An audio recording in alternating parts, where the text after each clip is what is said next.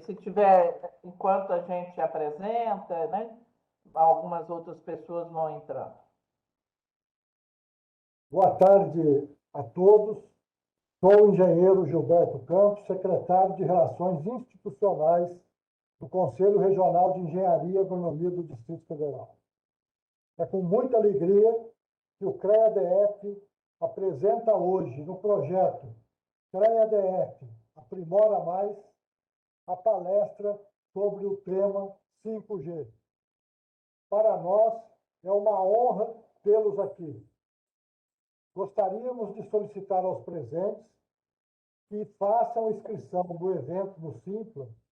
O link será disponibilizado no chat para que possamos, posteriormente, encaminharmos os certificados de participação. Aqueles que já fizeram a inscrição, desconsiderem essa mensagem. Informamos também que, durante a palestra e os debates, os senhores poderão fazer perguntas pelo chat, e logo após o término da palestra, o palestrante responderá de acordo com o tempo disponível. Hoje nós temos convidados como palestrante o engenheiro Orlan Almeida.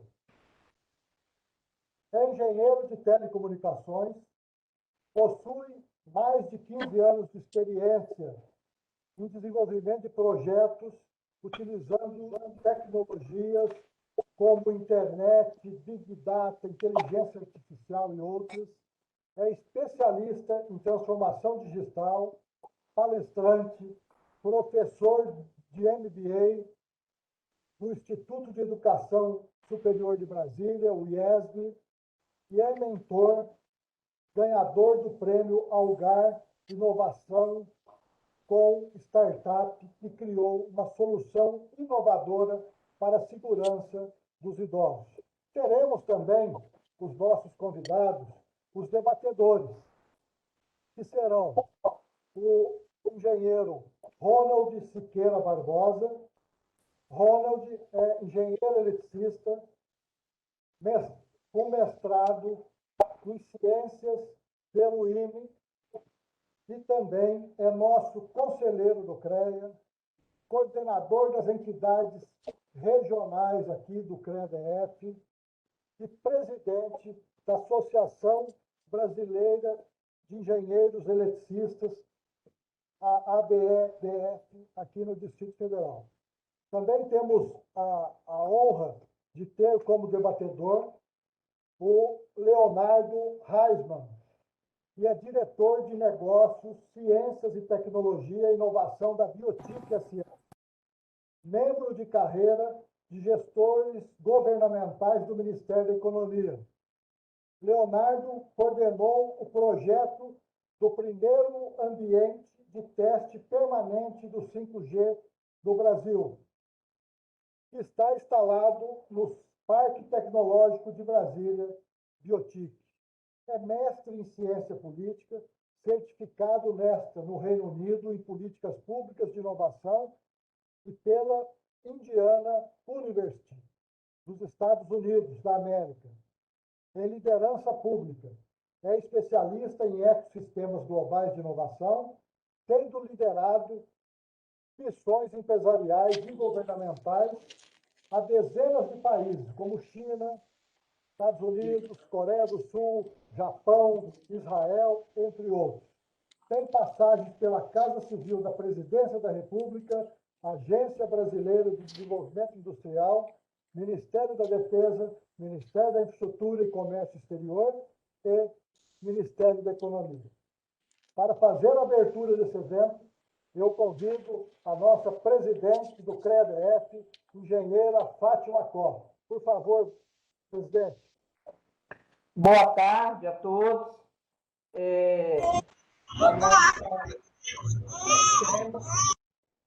Alguém está de microfone aberto.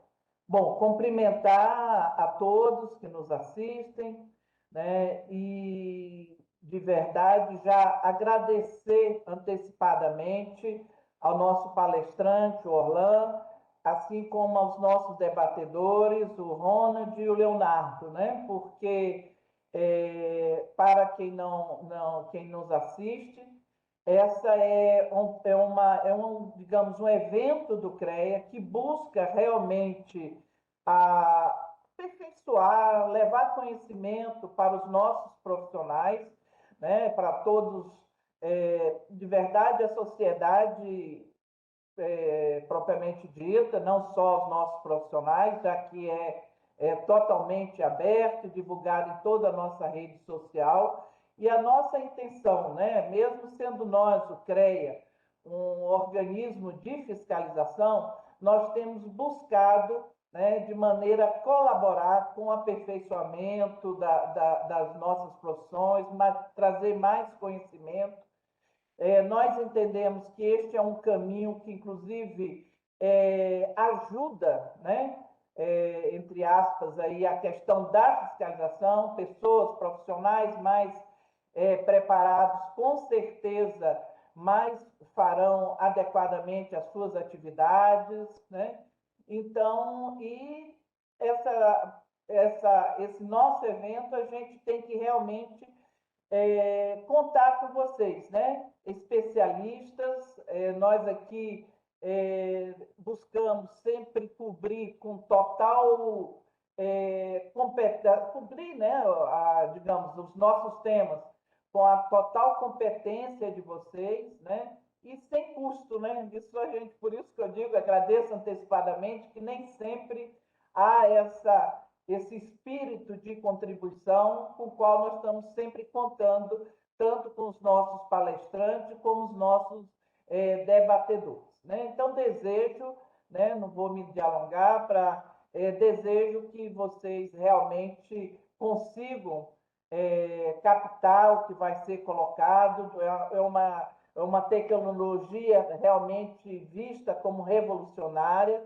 Muita diferença vai fazer nas nossas vidas quando isso tiver de vento em popa, digamos assim, né? Eu tenho impressão que isso vai ficar bem claro, né? Porque também, até eu não sendo da área, muitas vezes a gente vê falar, né, 5G, mas o que isso vai fazer de diferença na minha vida? Onde que eu mesma não trabalhando com essa tecnologia, o que vai influenciar, né? Então, é nesse intuito que a gente quer trazer o conhecimento para todo mundo que estiver nos assistindo, né? Como eu falei, tanto profissionais como membros da sociedade no seu geral, tá bom? Então, desejo ao nosso palestrante, Orlan, tá? Certeza absoluta que será uma palestra bastante didática, esclarecedora. Já tive a oportunidade de estar conversando com ele aqui pessoalmente, então daí até que veio o nosso convite, ele aceitou, tá? Então vamos de fato para a palestra, Gilberto, para que realmente possamos aí aproveitar o nosso tempo. Obrigado, presidente. Então, na sequência, convidamos o engenheiro Orlan Almeida para proferir a palestra Tecnologia 5G. Com a palavra, Orlan, por favor. Boa tarde a todos. É uma enorme satisfação estar aqui hoje para falar de um tema tão bacana como esses, né? E que eu sou apaixonado, né? Eu sou daqueles que, desde criança, sempre foi fascinado pelas comunicações sem fio, né? E isso me levou a virar técnico eletrônica, depois engenheiro. No terceiro momento, eu fui me especializar nessa área de IoT, de internet das coisas, né? E gostaria de iniciar essa tarde agradecendo ao convite, né, feito pelo CREA-DF, também aos coordenadores do programa Aprimora Mais. É uma iniciativa muito positiva, principalmente nessa época que estamos vivendo, né? Trazer conhecimento para os profissionais, né? Para que eles possam estar mais engajados e preparados para o que vem pela frente. E assim, eu vou logo adiantando que vem muita coisa, assim, muita coisa vai mudar. A gente espera uma revolução aí nos próximos 2 anos, né? Bom, me apresentando rapidamente, né? Eu sou engenheiro, palestrante, professor e consultor, e o meu papel sempre foi levar as tecnologias certas para as empresas, auxiliando elas nos seus projetos de inovação. Então é isso que eu tenho feito nos últimos anos. Já estou muito engajado no universo de inovação, já fui do universo de startups, conheço bem esse cenário. E a tecnologia 5G, ela, para mim, é um ferramental muito importante, e isso me levou realmente a aprender bastante sobre o outro lado, né? Porque quando a gente fala de 5G, normalmente a gente vê a parte do lado da operadora, né? Do lado das empresas de infraestrutura, né? Então aqui eu vou tentar trazer um pouco do lado do consumidor, do lado do empresário, do lado do cara que vai usar como ferramenta para alavancar os seus negócios. Deixa eu compartilhar aqui a tela. Ok. Ok. Bom, então vamos lá. Passar aqui rapidamente a agenda, né, do que a gente vai abordar aqui nos próximos minutos, né? Primeiro eu vou fazer um panorama rápido ali, gastar alguns minutos na questão das telecomunicações do Brasil, né? Porque para a gente saber para onde a gente está indo, a gente precisa saber de onde a gente veio, né? Então, como é que foi essa transição aí da coisa pública para o privado? Como é que aconteceu um pouco desse cenário, para que a gente possa se situar e entender um pouco do que vai acontecer daqui para frente. Depois eu vou passar pelas 4 gerações, né? Nem todo mundo aí é da área de telecomunicações, então eu vou falar rapidamente sobre as 4 primeiras gerações da rede celular, né? Mostrando sempre ali Vocês vão perceber que em cada uma dessas gerações a gente teve uma aplicação matadora ali, a gente teve uma feature ali da rede que mudou a sociedade. Dia 17 até dia 29. Oi? Depois eu vou falar finalmente sobre o 5G, né? Então, fazendo uma comparação com o atual 4G, passando um overview da tecnologia, sem entrar em muito detalhe técnico, mas para que a gente possa entender o que vai mudar nos modelos de serviço, e que é onde de fato estão as oportunidades da nova rede, né? E tentar responder, né, a pergunta por que o 5G promete ser tão revolucionário, né? Que é uma coisa que as pessoas ainda estão um pouco sem saber, inclusive o pessoal da área de tecnologia, porque tem muita coisa ainda de normatização. Eu vou comentar um pouco também sobre os desafios, né? E a parte de leilão da Anatel, a gente teve aí mais recentemente a divulgação das regras, né, para o leilão. Então a coisa está indo para um caminho bom e a gente espera ter a implantação da rede de uma maneira mais agressiva agora nos próximos meses, ok? Bom, então vamos lá. Em 1964, a gente teve a estatização, né, do serviço de telecomunicação. Então, antes de 1964, o Brasil tinha ali umas 500 empresas, talvez mais, fornecendo serviço de telecomunicação. Era tudo meio jogado, não tinha organização nenhuma, né? E era tudo muito precário também, né? A gente está falando de uma época em que o celular não estava por aí, a gente não tinha nada do que a gente tem hoje, né? Então, com a estatização em 1964, ali, se eu não me engano, foi justamente quando começou a época do período militar e tal, a gente teve logo em seguida a criação da Embratel, né? Depois, posteriormente, da Telebrás e do Centro de Pesquisa da Telebrás, no CPQD, em 1976. Então, foi uma era de ouro, aí, digamos assim, para o Brasil, né? Em termos de indústria e de avanço tecnológico, porque a gente teve a construção aí nos anos 70 e 80 de toda a cadeia de telecomunicações do país. A sistema de televisão, a parte de rádio, a parte de satélites, micro-ondas, quer dizer, toda a parte de telecomunicações do Brasil foi criado ali nos anos 70, nos anos 80, e a gente teve um avanço muito, muito forte da indústria, né? A gente tinha muita empresa. Para se ter uma ideia, o IPE aponta que nessa época a gente tinha cerca de 77% da cadeia nacional, né? Quer dizer, a gente estava fornecendo praticamente tudo para essa área de telecomunicações do Brasil. Então, foi um período de ouro aí para a indústria brasileira. Mais ou menos ali em 1988,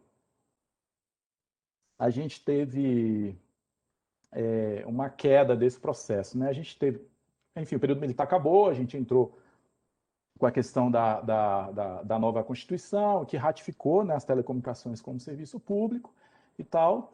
E aí, ali, a gente começou a gente continuou com esse trabalho, mas já num processo de desnacionalização da tecnologia. Aos poucos, né, a gente foi buscando já a questão da privatização, e isso não foi uma coisa só Brasil, né? Foi uma coisa, um movimento, na verdade, mundial aí. Lá por volta de 95 já estava se consolidando, e em 98 a gente teve a consolidação aqui no país, né? Então, teve ali uma série de empresas, né? Teve algumas emendas lá que permitiam que alguns serviços continuassem públicos, como a telefonia fixa, uma parte móvel podia ser feito através de concessão, depois, no segundo momento, através de privatização mesmo. Tivemos ali a Americel, não sei se alguém aqui é dessa época, né? A Americel, que é hoje a Claro, né? O grupo TCO, hoje a Vivo, enfim. Então a gente teve toda essa reviravolta aí no país. Isso tudo se consolidou, né? Nos últimos 20 anos para chegar no que a gente tem hoje, né? Então hoje o mercado ele está dividido, mais ou menos 33% está com o grupo Telefônica, né? E a Vivo. A Claro, junto com a Nextel, tem um share de 26% do mercado. A gente tem a TIM, né, logo atrás com 22% do mercado, e a Oi com 16% do mercado, né? E tem as pequenas ali, a Algar e outras empresas menores que compõem aí os outros 100% do sistema de telefonia móvel do Brasil, ok? Bom, relembrando das primeiras gerações, né, nos anos 70, um engenheiro da Motorola, né, estava trabalhando numa solução de comunicação bidirecional, né, e isso deu a base para todo o sistema celular, né, que oficialmente foi lançado ali por volta de 79, 1980, né. A primeira geração da rede celular, ela era essencialmente analógica, né, então a gente não tinha nenhum dos recursos que tem hoje, obviamente, mas o que caracterizava muito essa geração era o tamanho dos equipamentos, né? Era tudo muito grande, muito pesado, e principalmente a qualidade do som era muito ruim, né? Então usava-se uma modulação do tipo FM, que é a mesma das rádios, só que uma condição extremamente precária, né? Era quando a gente começou a ter os celulares menores, eu não sei se, acho que eu vou denunciar a minha idade aqui, né? Mas eu vi lá o PT550 da Motorola, o PT900, que era aqueles, o pessoal apelidou na época tijolão, né? Você abria, tinha aquela cena de você puxar a antena para conseguir conversar e tal. E era tudo muito precário e tinha uma característica fundamental. Ela foi feita pensando realmente em voz, né? Só que como era uma coisa analógica, né? Rapidamente os canais foram ocupados e a gente teve que expandir para uma tecnologia digital, né? E aí veio a segunda geração da rede celular, né? A imagem do Thor ali é uma brincadeira, porque os celulares da época, não sei se alguém aqui chegou a ter, acho que era o Nokia 3320, que ele era virtualmente indestrutível, né? Então foi um equipamento, tem um monte de vídeos aí na internet que faz uma brincadeira com isso. Bom, a segunda geração, ela trouxe uma coisa fundamental para a sociedade, mudou muito a sociedade com o tal do SMS. A partir dali a gente conseguia enviar mensagem de texto, e isso foi de muitas formas libertador, né? Engraçado que depois a gente saiu das mensagens de texto, passou a navegar e outras coisas que eu vou comentar, e hoje a gente volta para as mensagens de texto, né? Através do WhatsApp. Muito curioso isso, né? A primeira geração ela tinha uma taxa muito baixa, em torno de 14 kbps ali de velocidade, então era realmente praticamente impossível de utilizar. Veio depois o GPRS com cerca de 50 kbps, até hoje tem máquinas de cartão de crédito aí, rastreadores veiculares, enfim, equipamentos que utilizam essa rede 2G, né? O Edge depois chegou com 200 kbps e finalmente a gente partiu para a revolução, digamos assim, que foi a rede 3G. Apesar de eu ter colocado a imagem do iPhone aí, o iPhone só chegou bem depois, né? Lá em 2007 ele foi lançado, né? Os primeiros celulares ali da época eram o muito famoso BlackBerry, o Palm, né? Então a gente tinha aqueles celulares com tecladinhos e tal. E o grande barato do 3G, além da velocidade e tudo mais, é que a gente conseguia enviar e-mails. Então, assim, era libertador, né? Você está no aeroporto, poder enviar um e-mail para alguém, responder os seus e-mails no aeroporto. Hoje é impensável, né? Você viver sem isso. Você conseguia responder os seus e-mails, você conseguia ler os seus e-mails e tinha uma navegação razoável de internet, né? Velocidades ali de 10 megabits, né? Que já era bem legal. Assim, as últimas versões chegaram até picos de 21 megabits. Então, a gente teve realmente uma revolução aí. Em 2007, quando chegou o iPhone, aí tudo mudou, né? Steve Jobs, ele colocou uma frase icônica na apresentação, que ele dizia que naquele dia a Apple iria reinventar a telefonia, né? E ele não estava exagerando, né? A partir de 2007, todos os celulares adotaram um padrão que a gente tem hoje, né? E a grande maravilha do smartphone, usando a rede 3G, e a coisa do time é muito interessante, que ali a gente podia abrir um browser de verdade, né? Então eu já podia enxergar uma página de internet do jeito que eu enxergo no computador, com todas as cores, as fotos e tudo mais, né? Existe até uma questão problemática, porque muita gente dizia que o iPhone não ia vingar, né? Porque o BlackBerry tinha muito sucesso, mas hoje a gente não consegue imaginar como é que a gente trabalharia sem... Os celulares são cada vez maiores, a gente está precisando cada vez mais espaço na tela, e é para lá que a gente está caminhando. E finalmente a gente chegou no 4G, né? O 4G ele despontou ali por volta de 2010 no mundo, se eu não me engano, nasceu lá em 2008 no Japão e tal. E ali a gente ganhou a tal da internet plena, né? Ou seja, a gente conseguia jogar online, conseguia acessar serviços de nuvem, serviços de streaming, você começa a assistir coisas no celular. Antes tinha aqueles celulares com uma anteninha que você recebia TV, era outra coisa completamente diferente. Fazer videoconferência, que foi uma coisa muito nova, né? Principalmente quando a Apple lançou lá o outro iPhone que entrou com a comunicação bidirecional, que você conseguia ver as pessoas, aquele negócio meio futurista que a gente via e tal, passou a ser a realidade, né? No Brasil houve uma curiosidade, houve uma correria lá por volta de 2014, porque foi na época da Copa, né? E todo mundo estava louco para ver se aquilo ia funcionar, então eles correram para liberar as frequências e tal. E, finalmente, o barato da época seria você conseguir ver os jogos da Copa no celular, né? Isso funcionou mais ou menos bem, né? Então, agora, se vocês avaliarem o histórico, a coisa muda mais ou menos a cada 10 anos, e agora, 2020, a gente chega, finalmente, à quinta geração de rede celular, o 5G. O 5G vem com uma pergunta, né? Afinal de contas, por que ele é tão especial, né? Por que se espera tanto dessa tecnologia? A gente vai tentar responder isso aí nos próximos minutos.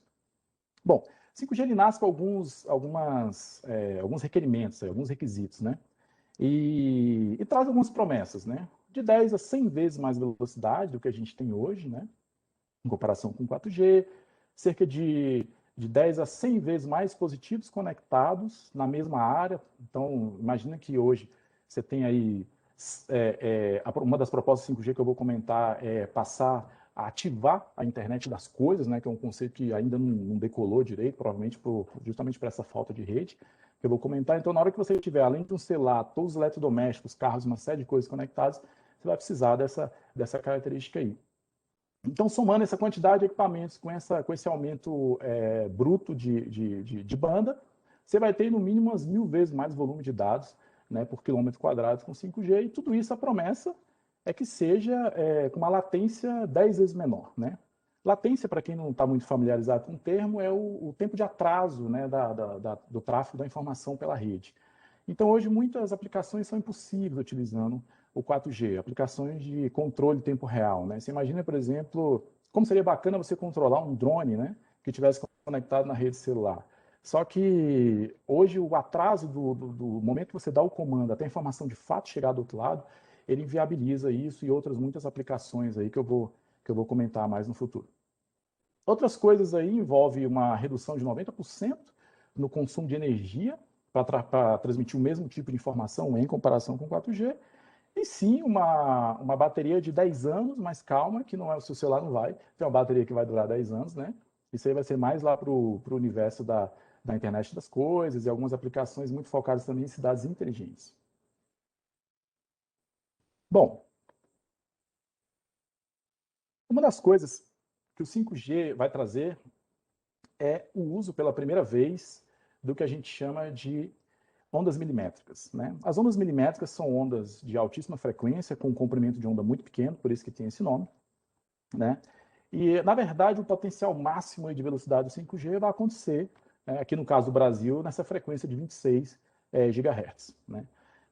Uma característica física das ondas milimétricas é que elas têm um alcance bem menor, né? Então, necessariamente, a gente vai ter que ter muito mais antenas do que a gente tem hoje.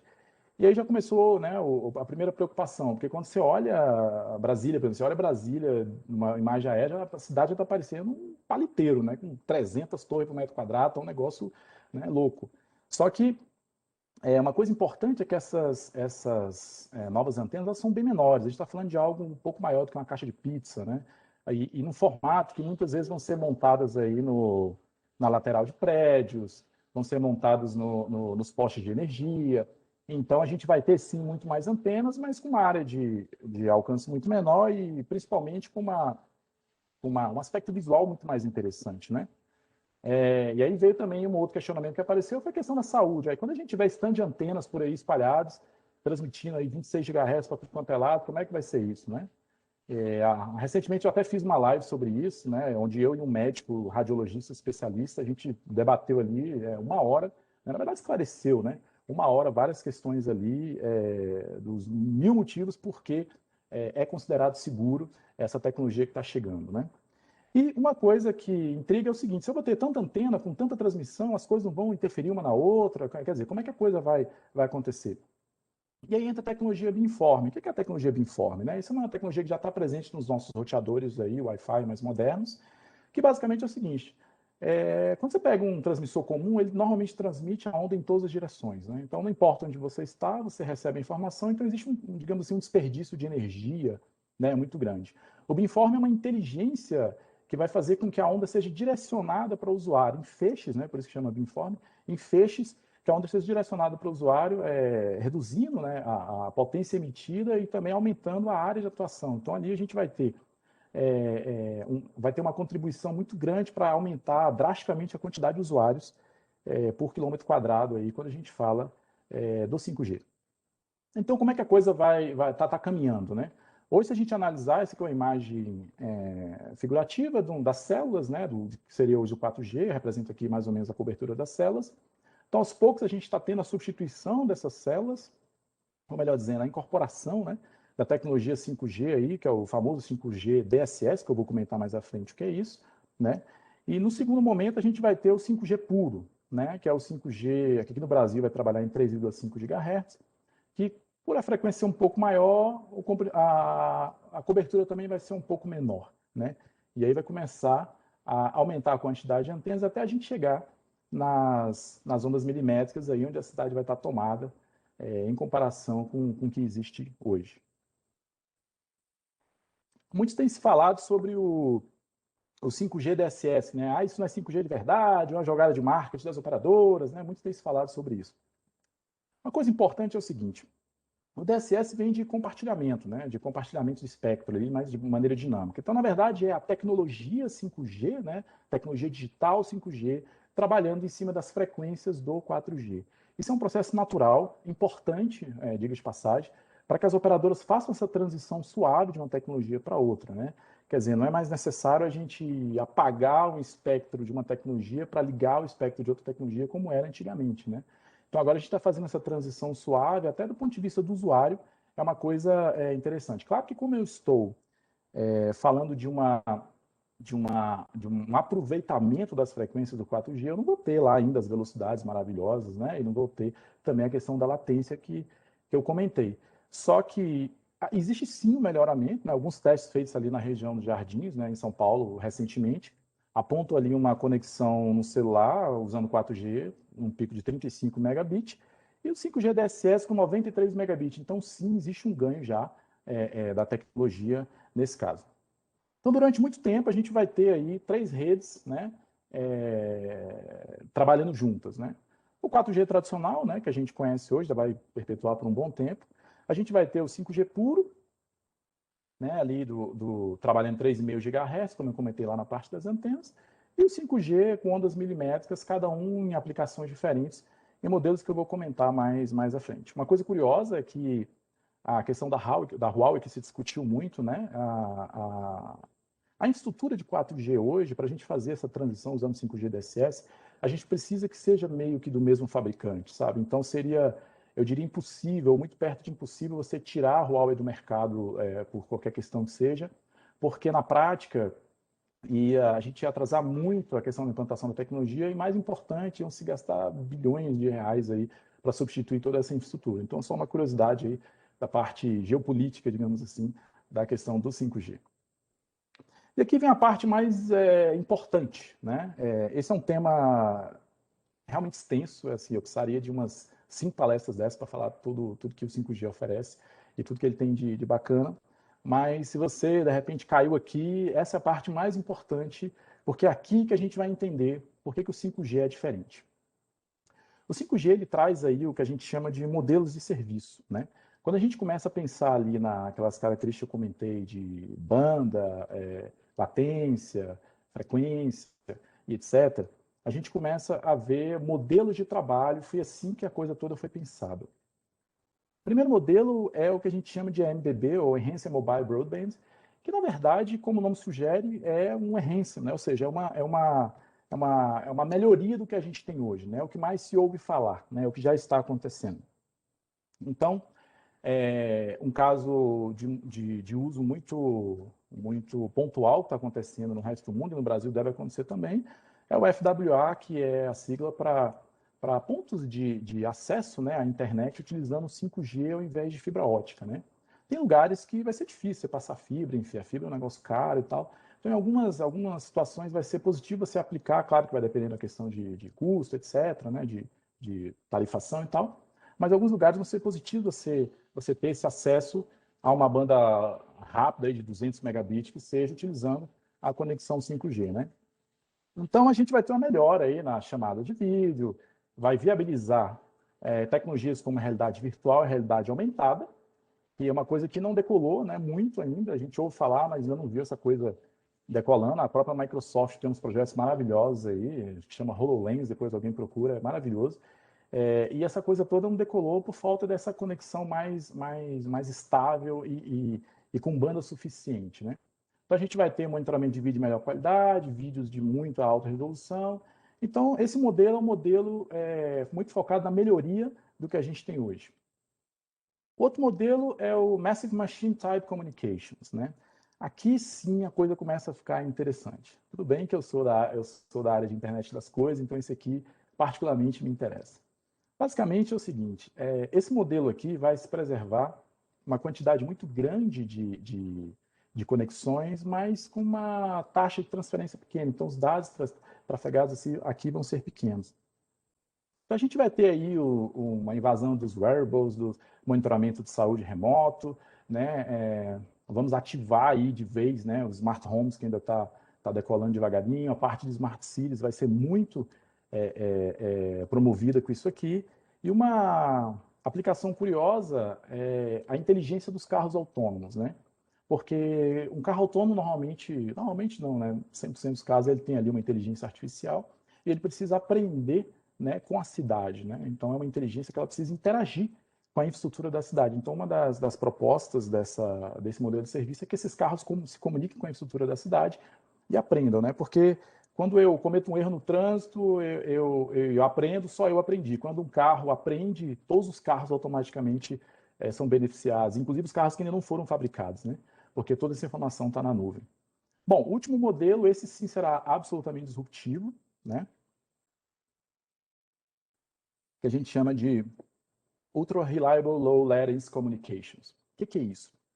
Esse é um foco mais em serviços de alta disponibilidade, né? Segurança, cirurgia remota. Aqui foca-se muito em baixíssima latência e confiabilidade. Então, você imagina a comunicação entre carros, no caso dos carros autônomos. O carro da frente teve que fazer uma frenagem brusca, a comunicação tem que ser instantânea para o carro de trás. Então, esse tipo de aplicação sensível deve ser promovido por esse modelo de serviço. Então, aqui o que a gente tem, é importante a gente observar o seguinte: a especialização em um ou outro caso de uso deve dar uma diferenciada nas operadoras aqui para frente, né? Então, se a operadora vai dar suporte a um ou outro caso, ela vai ter investimentos diferentes, ela vai ter modelos de receita diferente, e isso é uma coisa que deve dar uma mexida no mercado daqui para frente.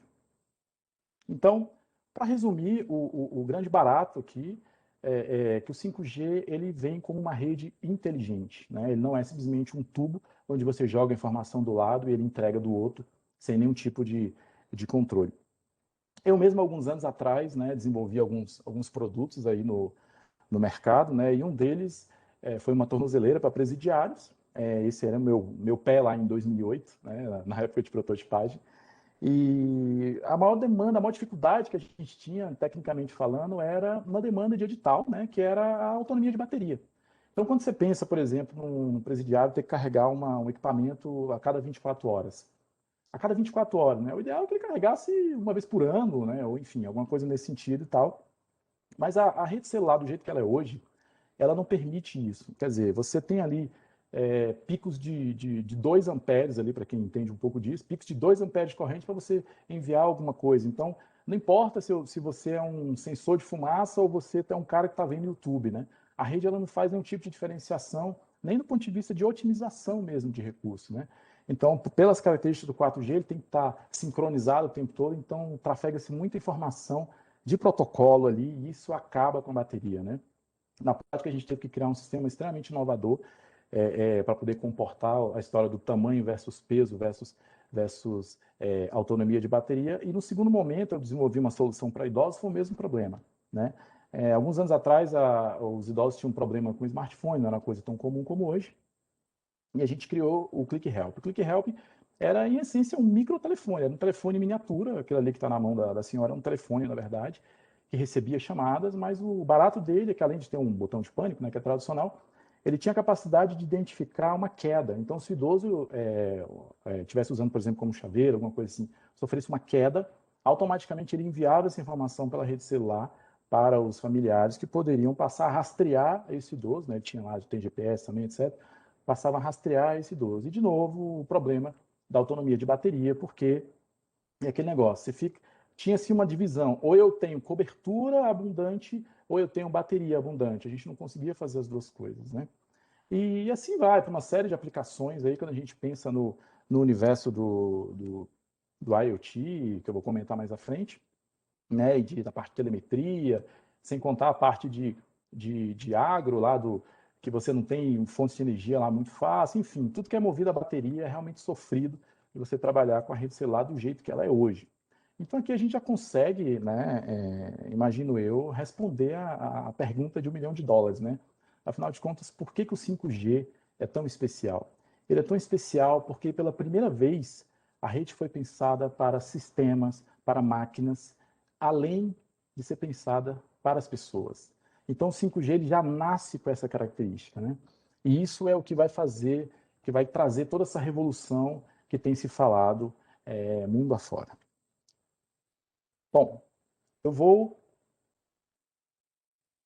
comentar um pouco mais sobre os casos de uso, né? Sem me estender muito, vou escolher só 2 aqui para não estourar aqui o tempo, né? Uma coisa que tem acontecido muito é a parte de jogos, né? Um negócio que tem surpreendido o pessoal. A gente tem cerca de 2,6 bilhões aí de pessoas aí que jogam seus celulares pelo mundo. A gente está falando de muita gente que topa, mais de 50% dos usuários topam pagar um valor a mais para ter uma banda mais rápida.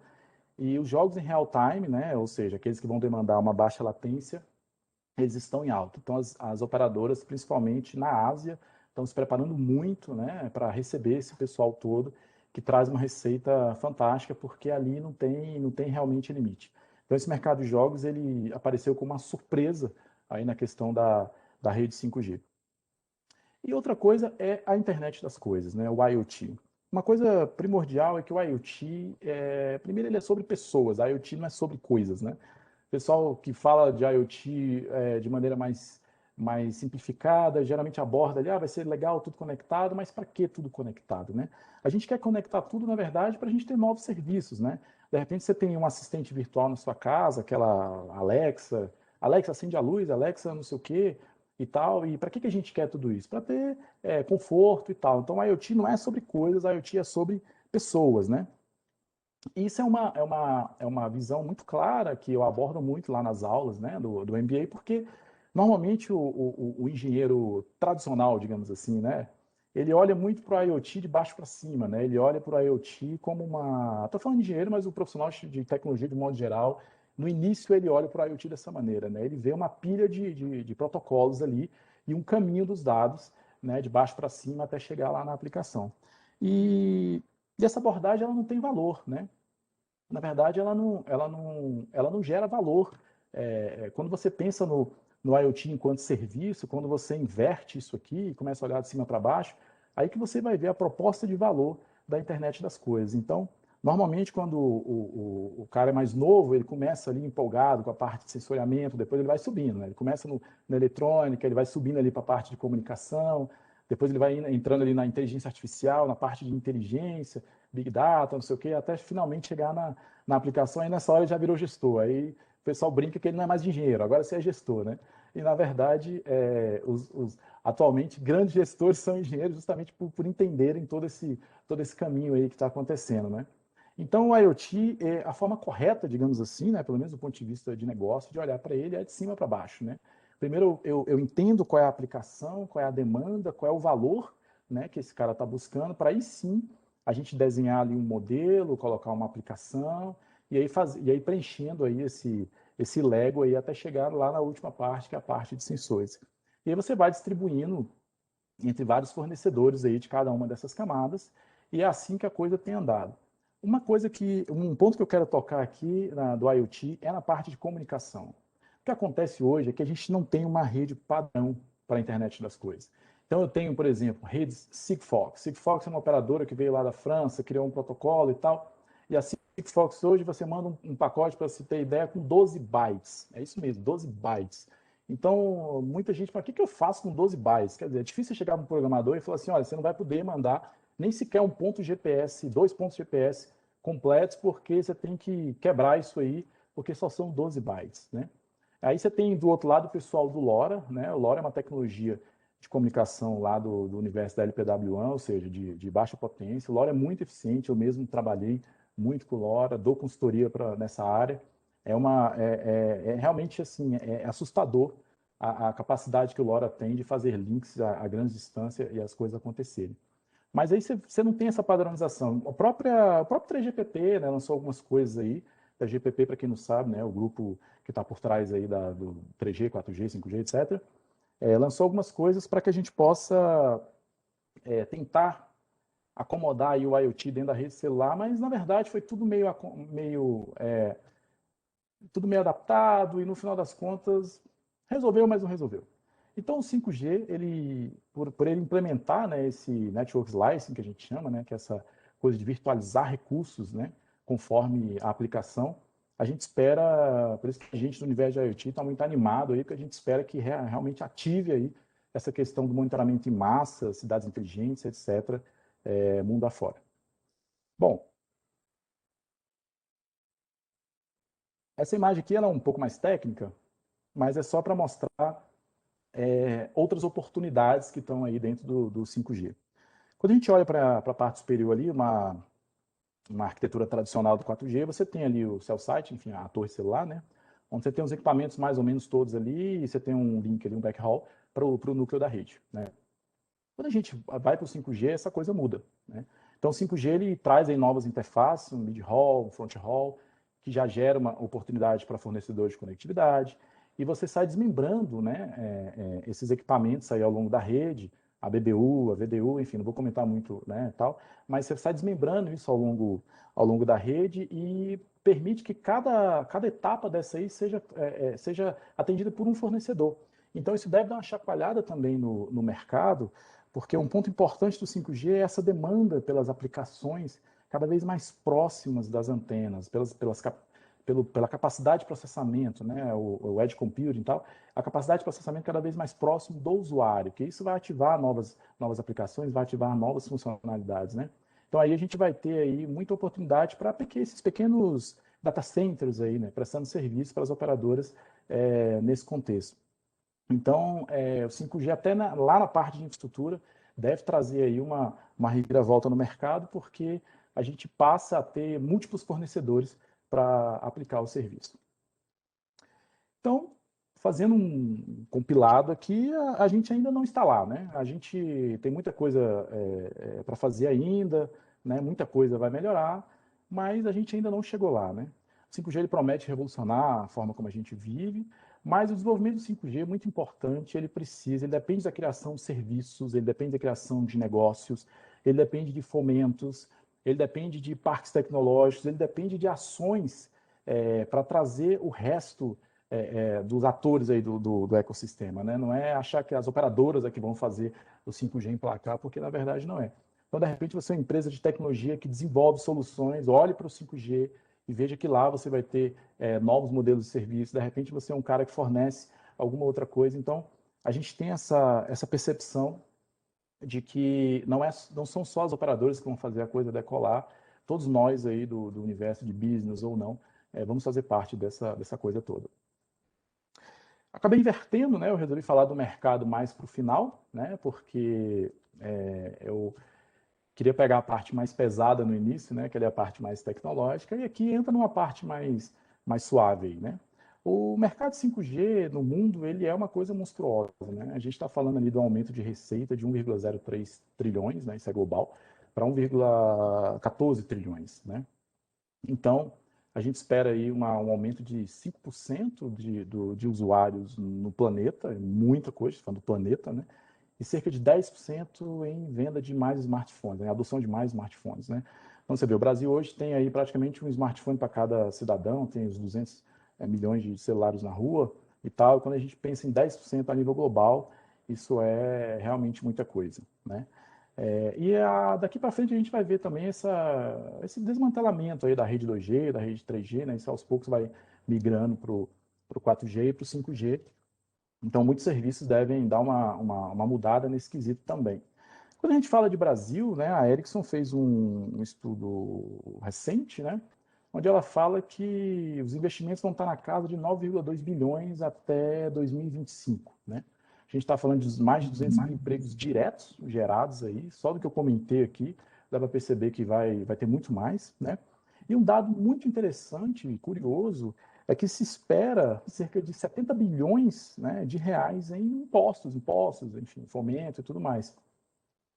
E quando a gente pensa ali sei lá, na reforma da Previdência, que está se falando aí no montante de 800 bilhões, 70 bilhões de reais é muita coisa, né? Então, você vê como a tecnologia espera-se que tenha um potencial aí de alavancar o PIB em 2,4% nos próximos anos. Então, o 5G ele vem de uma maneira muito fora só do tecnológico, vai abarcar realmente uma parte muito pesada, aí, principalmente ajudando no momento que o país está vivendo também, por conta da pandemia, a economia está sofrendo, e a gente sabe que todo incentivo certamente será bem-vindo. Quando se fala em cobertura, né, a gente tem os Estados Unidos, já praticamente todo tomado, 5G, Europa já bastante avançada também, e aqui no Brasil já tem alguns pontos, né, a gente está falando do 5G ainda DSS aqui no Brasil, e eu dou um zoom aqui em Brasília, para a gente ver como é que está. Então dá para ver claramente ali que a área central de Brasília, o plano piloto, já tem cobertura, ali no final ali do Lago Norte, ali o pessoal do Parque Tecnológico aí do Biotic, o Leonardo deve falar já, né? E já tem sim como você experimentar um pouco da tecnologia aqui em Brasília, se você tiver, obviamente, um celular compatível, né? Agora vamos falar um pouco dos desafios, né? Quais são os desafios aí para a questão do 5G no Brasil? Bom, o primeiro deles foi realmente assim, o que atrasou um pouco essa coisa toda do leilão, né? Porque a gente teve um problema sério com a questão das frequências, né? As bandas disponíveis não estavam. A gente tivemos um problema aqui no Brasil, que assim, a faixa de 3,5 GHz caiu justamente em cima do serviço de TVRO, que são aquelas parabólicas antigas, né? Aquelas parabólicas grandonas que tem aí somente pelo interior e tal, né? E entrou-se numa discussão de como é que a gente faz com isso. O pessoal fizeram vários testes de laboratório, alguns defendiam a migração para a banda KU, que são aquelas parabólicas menores, né, tipo Sky e tudo mais. Aí quem vai bancar esse custo? Do outro lado, teve a questão de colocar filtros, né, no receptor lá, e aí um teste de laboratório isso foi eficiente. Então as operadoras, de certa forma, apoiaram essa questão da mitigação da interferência através dos filtros, porque tinha um baixo custo e, de certa forma, seria mais simples, né, fazer essa migração toda. No entanto, não foi exatamente isso que aconteceu, né? Eu vou explicar mais à frente o que foi decidido no final. Então, em termos de outros desafios, a gente tem realmente, aí, além da definição dos blocos de frequência, a questão do leilão, né? O leilão, a proposta é que ele não seja arrecadatório, né? Ele tem algumas metas que as operadoras têm que cumprir em termos de cobertura Brasil, que eu vou comentar, né? Alto custo de infraestrutura, a gente ainda tem falta de serviço que demanda, que é o que eu comentei lá atrás, a gente vai precisar realmente de ajuda, né, do setor todo, toda a economia, todas as empresas, desenvolvedores e tudo mais, para que a gente consiga fomentar bem essas redes aí. a gente precisa de um incentivo à massificação de hardware, né? Produção em larga escala. Então, hoje, sei lá, as máquinas de lavar ainda sempre... A gente sempre ouve, as máquinas de lavar, as geladeiras não estão na internet, mas isso nunca aconteceu, né? Talvez agora, com a padronização do 5G, a gente consiga que isso aconteça de fato, né? A coisa toda gira em torno das pessoas abraçarem realmente. Não adianta, quando eu digo pessoas, digo sociedade, empresa e tudo mais. O Brasil é um país de dimensões continentais, a gente ainda vai demorar para a cobertura chegar, apesar de que o 5G é bem mais rápido do que, está indo bem mais rápido do que o próprio 4G, mas ainda temos alguns desafios nesse quesito. E recentemente, como eu comentei, né, a gente teve aí a definição das regras do leilão, né? Para quem não sabe ou não se lembra, essas frequências elas são compradas, né? Os operadores pagam lá algumas centenas de milhões de reais ou alguns bilhões, dependendo do momento, para serem donas daquela frequência, né? E a partir daí começa a explorar o serviço. Então a gente teve 4 bandas, né? 700 MHz, que foi liberado depois da história da TV analógica, né, e tudo mais, abriu-se uma banda de 700 MHz, que no início vai servir para melhorar a cobertura do 4G e também futuramente para distribuir o 5G. A banda de 2,3 GHz, que vai ser o mesmo caso, né, também vai ser atribuída a melhoria do 4G e no segundo momento atribuída ao 5G.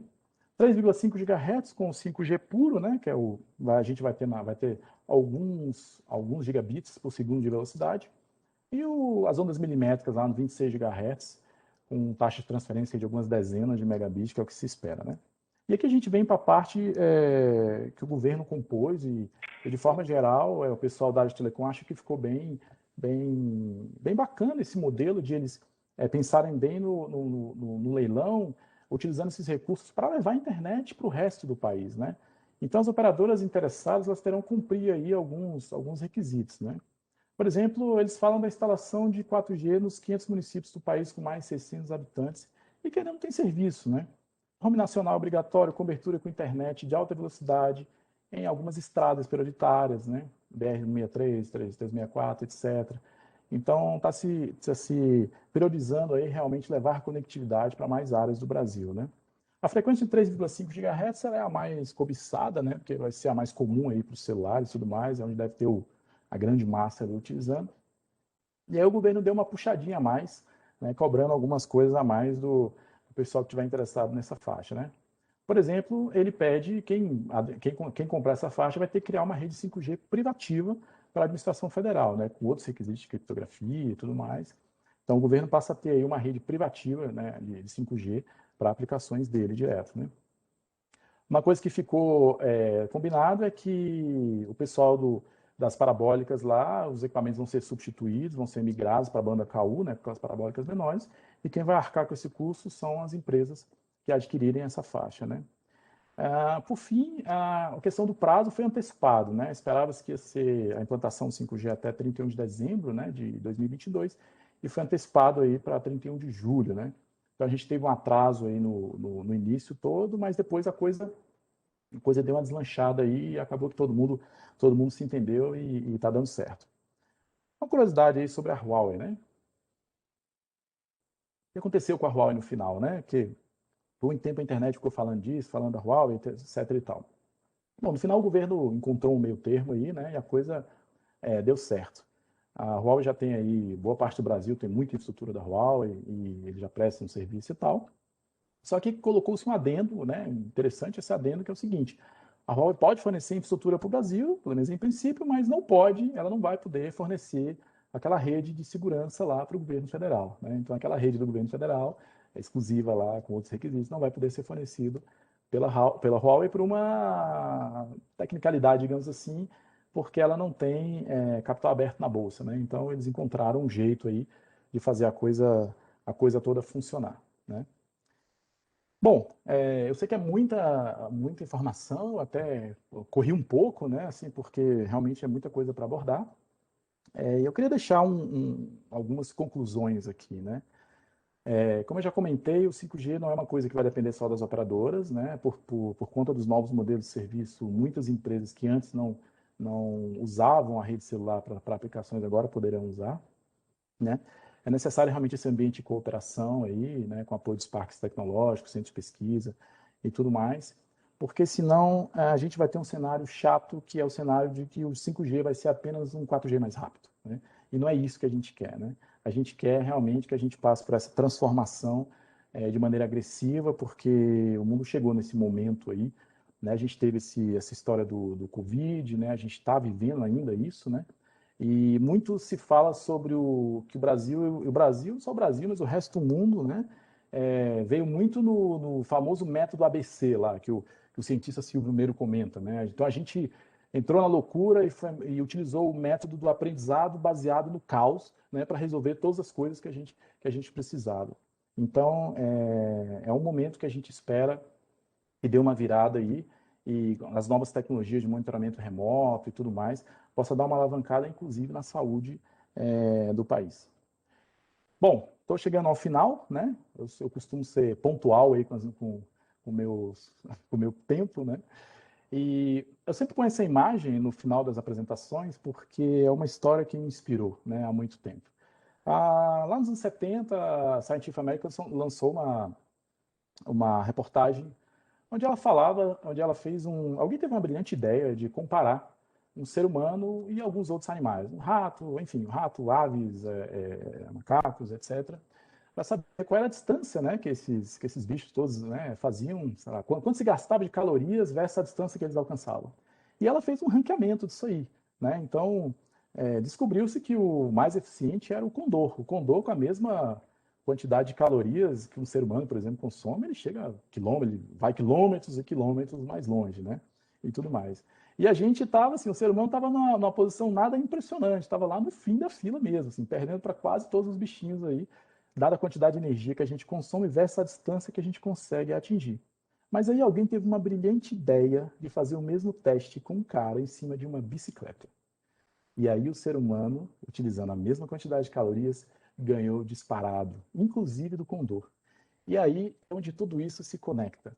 Tecnologia é isso. Tecnologia é essa bicicleta da mente, é essa bicicleta da sociedade que faz com que a gente se destaque de todos os outros animais. Não à toa, a tecnologia transforma, e essa transformação importante ela acontece de maneira irreversível.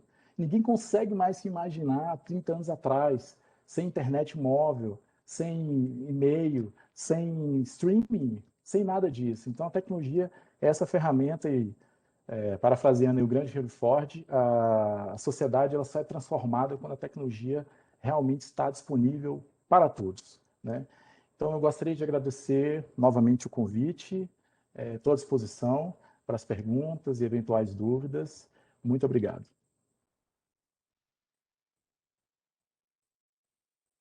Para aqui. Nós é que agradecemos, Orlando. E você deu aí uma aula geral, principalmente para alguns, né, como eu, que não sou da área de engenharia elétrica ou de telecomunicações, mas quando você falou da Americel, eu me senti um dinossauro, viu? Porque eu trabalhei como engenheiro civil na infraestrutura de telecomunicações da Americel. E junto com a Promon Engenharia, eu executei a Central de Comutação e Controle, a CCC, de Cuiabá, né? Porque a Americel ela trabalhou aqui no centro-oeste, né? Aquela região dentro dessa linha. Mas, dando sequência, eu gostaria de passar a palavra ao nosso debatedor, que vai falar, o Leonardo, né? Que vai falar sobre as questões relacionadas aí ao 5G e também falar um pouco da Biotic SA. Por favor.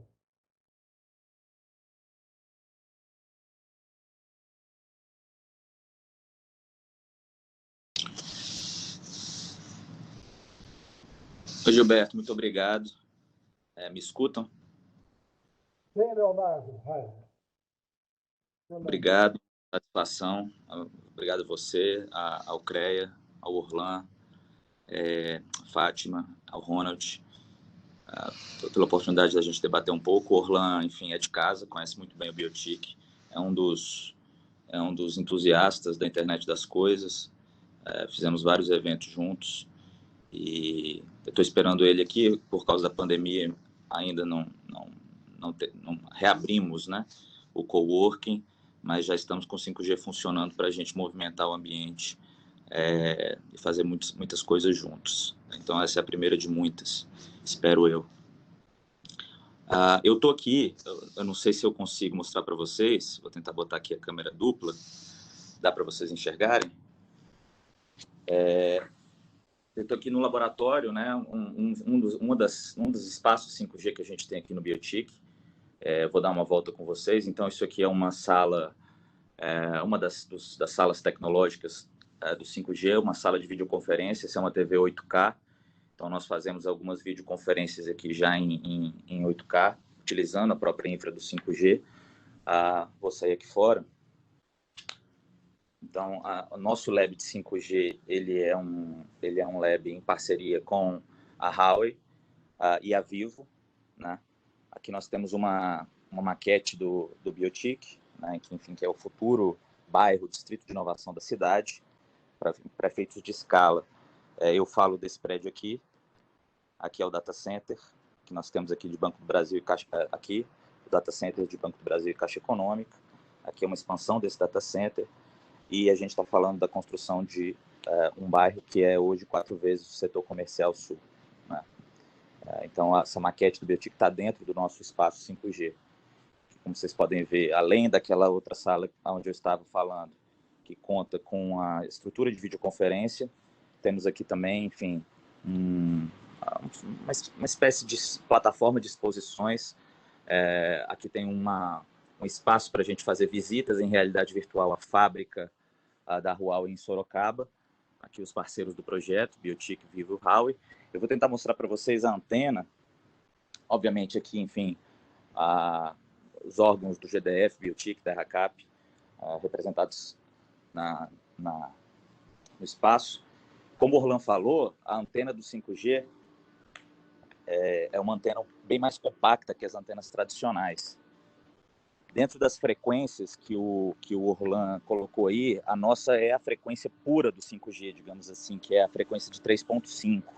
Então, a gente, junto com a Vivo, fez um pedido extraordinário à Anatel para ter essa frequência liberada aqui no parque e funcionar em ambiente de teste, né? Aqui à direita é o prédio do BRB Lab, que é o centro de inovação do BRB, a gente vai inaugurar mês que vem. E ali em cima do nosso prédio estão as antenas. Não sei se vocês conseguem ver, mas percebam que são antenas compactas e, enfim, esteticamente elas são também agradáveis. Então, como o Orlan falou,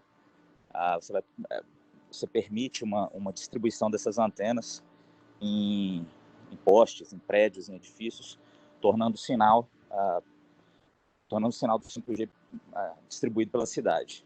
Tá? Eu vou mostrar para vocês agora um teste de velocidade com um dos equipamentos que a gente tem aqui. Como eu falei, a nossa frequência de 5G aqui não é a que o Orlan falou do 5G DSS. Né? O 5G DSS, se você for pegar na Esplanada, em alguns lugares de Brasília, ele funciona, vai atingir uma velocidade aí de 150 mega, 170 mega, que já é uma velocidade extremamente relevante. Mas o nosso, como a gente está operando na frequência de 3.5, a gente tem o 5G real. Ele não é o 5G que a gente chama de standalone, que é uma discussão do edital, de uma rede 100% puro. Ele é um 5G que aproveita a rede 4G, como o Juan explicou, mas na frequência de 3.5, que é a frequência ideal. Então, eu estou com o celular aqui. Ele é um celular, não sei se vocês vão conseguir ver, mas está com sinal de 5G habilitado. Não sei se minha câmera vai conseguir pegar, mas enfim. E fazendo um teste de velocidade, a gente tem o Speed Test, que é um aplicativo de velocidade de conexão, instalado no celular.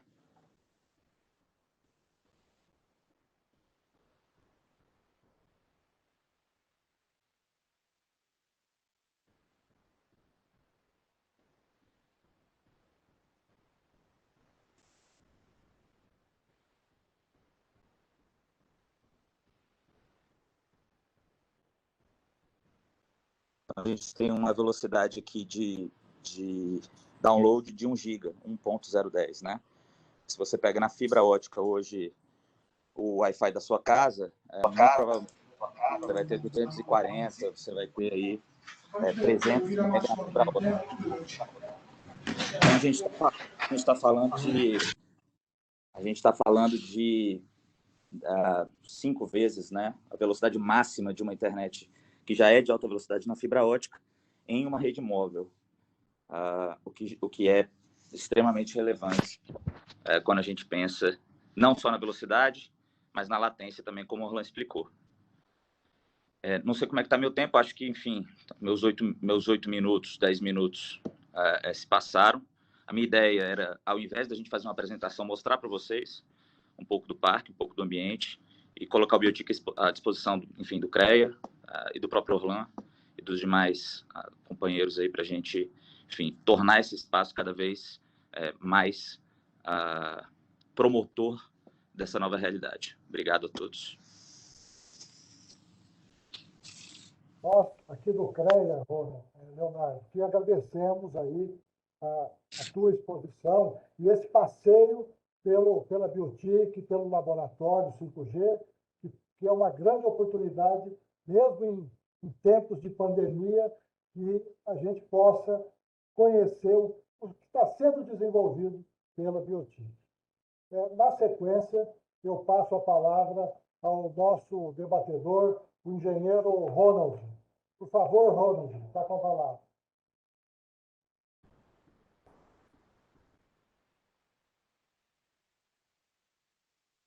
Ronald, você está sem som, precisaria ativar o som, por favor. Bem, boa tarde a todos. E eu volto a cumprimentar a presidente do CREA, a engenheira Fátima Acó, e também o Gilberto e os demais palestrantes, o palestrante Orlan e também o Leonardo, que estão fazendo parte desse trabalho que o CREA está lançando. Na verdade, o CREA tem sempre essas iniciativas boas, porque nós trabalhamos no CREA com a engenharia nacional. E sendo da engenharia, a gente precisa ter esses cenários, como o Orlan falou, que começa engenheiro e depois passa a ter um profissional de tecnologia, mas a decisão de ser uma mudança na sua direção em termos de engenharia e em termos de um profissional de tecnologia é uma decisão em que ele precisa ter a visão de que está acontecendo, para poder dizer, eu quero atuar nessa direção e eu quero atuar ou nessa outra aqui. Bom, então eu dividiria esse assunto, voltando mais para o Orlan, em 2 aspectos importantes. Seria a infraestrutura e mais a outra parte seria composta da tecnologia com os serviços. A tecnologia não é um número ilimitado, mas os serviços são praticamente infinitos, diferente da infraestrutura. A infraestrutura é que leva a desenvolvimento numa cidade. Sem infraestrutura a gente não tem, e o Orlan falou bem isso para deixar claro que a gente precisa ter uma infraestrutura.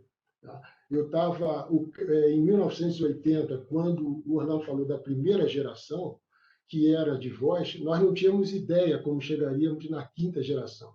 E em 1980, o CREA sabia exatamente, quando o engenheiro se formava na universidade, como é que ia ser a vida dele inteira em qualquer setor da engenharia, porque ele era engenheiro de telecomunicações, ele ia ser ou da telefonia, ou da radiodifusão, ou do satélite ou militar. Só tinha basicamente esses níveis de engenharia. Tá? Mas hoje em dia, quando o aluno se forma numa universidade como engenheiro de eletricidade, um engenheiro de telecomunicações, ou engenheiro do setor elétrico, muitas vezes a gente não sabe que direção que ele vai tomar ao sair da universidade. Mas o importante para nós é darmos a visão para ele sobre a infraestrutura. Tá? Eu estava conversando com um amigo outro dia e ele estava me dizendo, você está vendo, e ele é de TI, ele falou, você está vendo como a internet cresceu? E olha que com 5G vai crescer muito mais. Então eu disse para ele, olha, saiu um documento da ONU que me diz que 20% da população mundial tem acesso ao consumo, tem acesso à tecnologia. Os outros 80% não têm, os outros 80% é precário. E a gente percebe isso porque nós temos 50 milhões da população brasileira vivendo dentro das capitais e 160 milhões vivendo no interior. E nós sabemos que no interior não tem demanda de dados. Então, todo o consumo de dados será feito dentro da capital. Então, nós precisamos ter essa visão. Por quê? Porque o engenheiro ele precisa, no final da vida dele, seja tecnologia ou seja de engenharia, ele dizer para o CREA, por exemplo, que é um órgão que ele se vinculou quando saiu da universidade, que ele pode tirar uma certidão de acervo técnico. E, no final, ele não sabe nem em que ele trabalhou para poder tirar esse acervo técnico. Então, eu acho que, na sua apresentação, você foi completo e brilhante. Agora, eu vou tentar separar um pouco o que é infraestrutura e o que é tecnologia e serviço dentro da tua apresentação. Não sei se eu vou cometer se eu vou cometer algum engano para poder fazer isso, porque você deixou bem claro para a gente. Tá? Então, a infraestrutura, quando você fala para mim que o 5G está vindo, eu falo assim, está ótimo. Nós somos 50 milhões e tem 160 que também vão ter acesso. Você diz, não é bem assim. Porque, pelo edital que a Anatel publicou, nós vamos ter uma ERB para cada 30 mil habitantes. Então, uma ERB no interior, ela vai dar bem, vai cobrir uma cidade inteira, 8 mil, 10 mil, 20 mil pessoas. Mas quando eu venho para dentro de um grande centro, eu tenho uma coisa que eu chamo de arquitetura de rede, eu chamo de cobertura. Então, eu olho para um determinado bairro que tem 200 mil pessoas, mas que não tem demanda, eu não sei se eu vou colocar 2, 3 ou 5 ERBs ali ou uma só.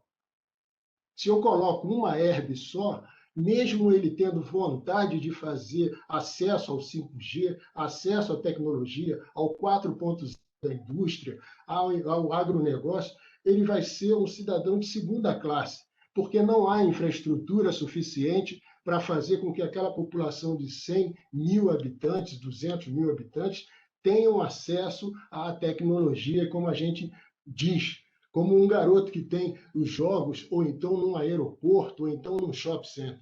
É diferente. E nós temos visto, desde quando a telefonia começou, que nós temos uma deformidade. Se você sair do seu Wi-Fi e andar na rua, cai logo para um 3G. Na hora que você começa a caminhar em direção, por exemplo, à Esplanada dos Ministérios, o 4G aparece. Mas não é verdade em toda Brasília.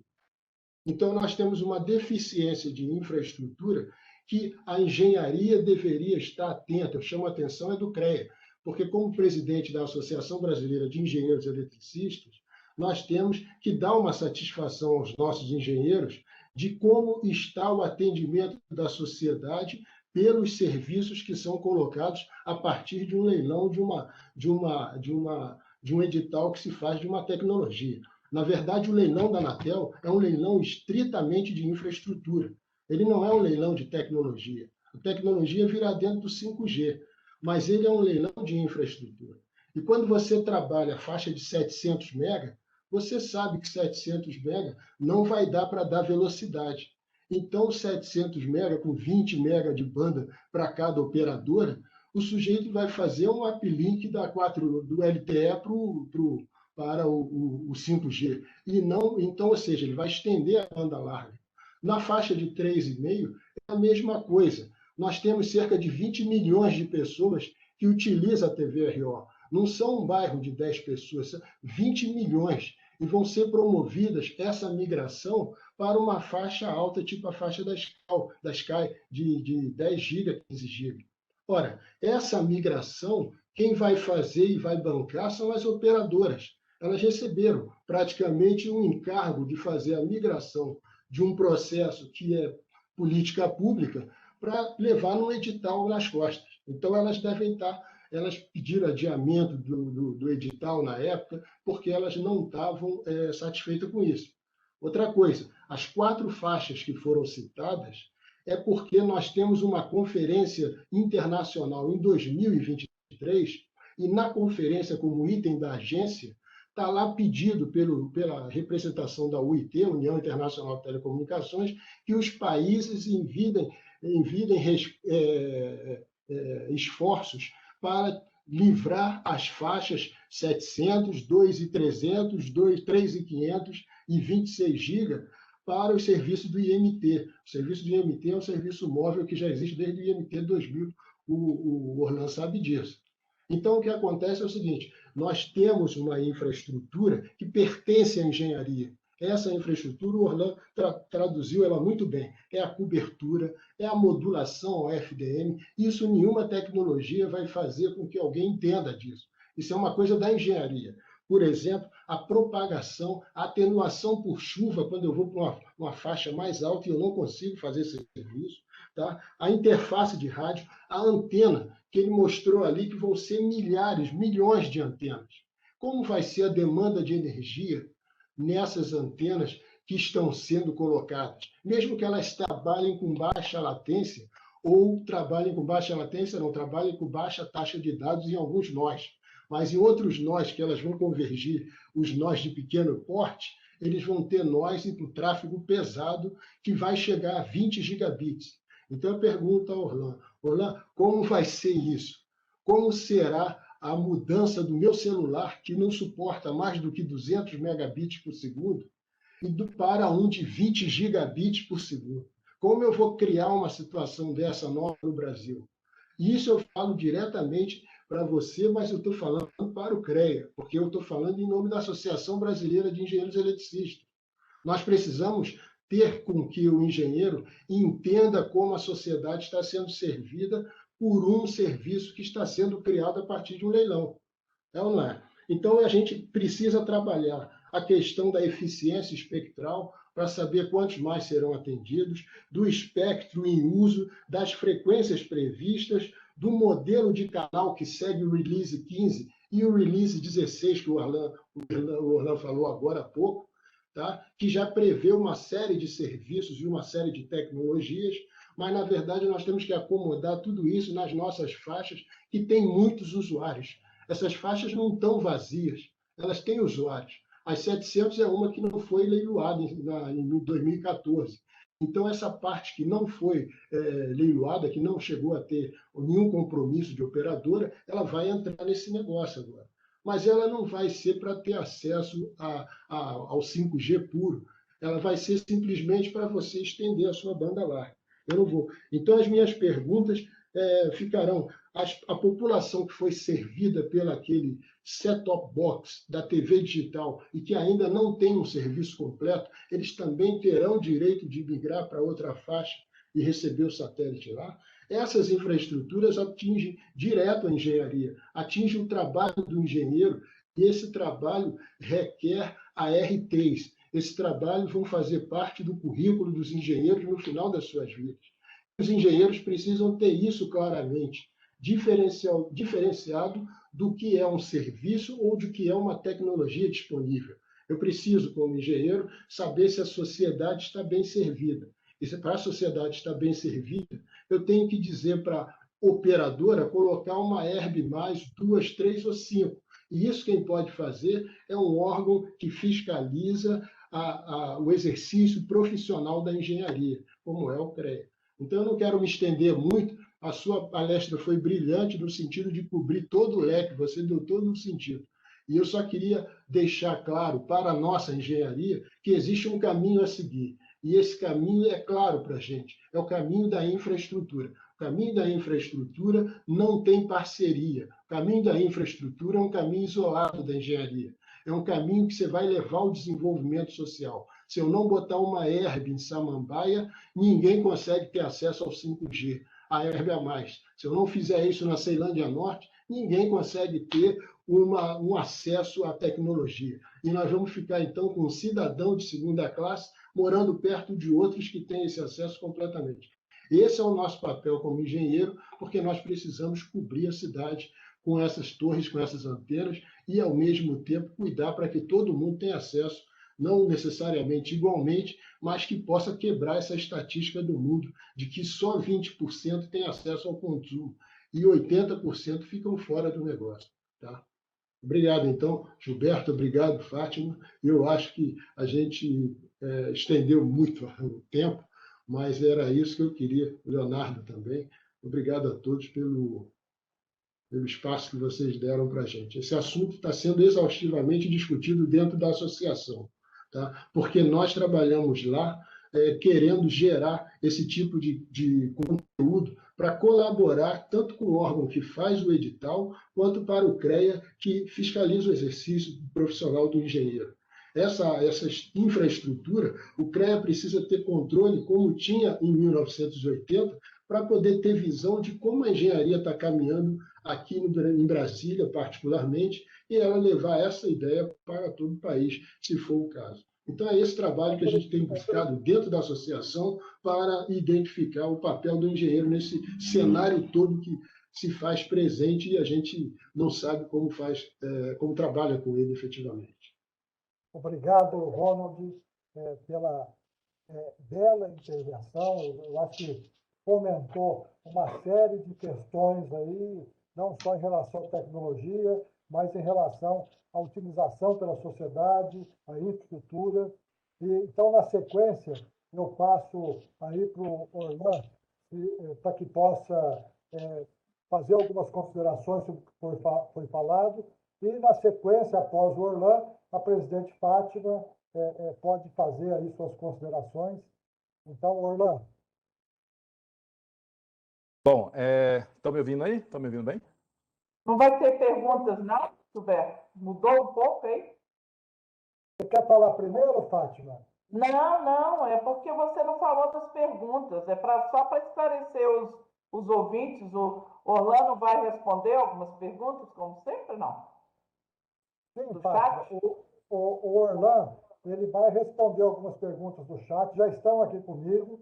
É que Tá no bom. debate, o conselheiro Ronald, ele fez algumas perguntas aí sobre a infraestrutura, Então, eu estou passando por Orlando para não perder aí Tá bom. Eu hoje estou mais que ouvinte, viu? Tá certo, então. Tá bom? Obrigado.